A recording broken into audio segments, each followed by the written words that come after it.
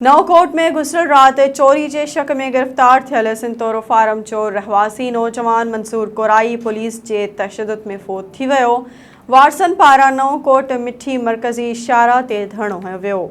SS news के reporter Naveed बजीर मूजिब गुज़िरियल रात वॾूटो थरपारकर पुलिस की हद में मास्तर बशीर ओठो की चोरी के केस में पुलिस शक की बुनियाद ते नौजवान मंसूर कोराई के गिरफ़्तार किया हो।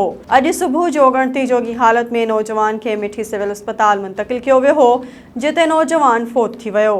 वारसन पारां नवकोट सिंतोरो फार्म बाज़ार बंद कराए नवकोट मिठी मरकज़ी इशारा ते धरणो हयो वियो। वारसन जो चवण हो त वॾूटो पुलिस सख्त तशद्दुद करे संदन नौजवान मारे छॾियो आहे, इंसाफ़ कयो वञे।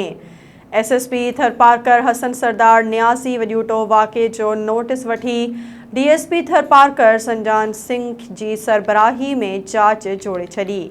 फ़ौती नौजवान मंसूर कोराई शादीशुदा हो ऐं ॿिनि मासूम ॿारनि जो पीउ हो।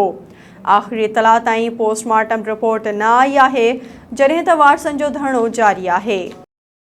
नाज़रीन, वधीक ख़बरुनि ऐं अपडेट्स लाइ ॾिसंदा रहो SS न्यूज़ वेब चैनल। असांजे चैनल खे लाइक ऐं सब्सक्राइब करणु न विसारींदा।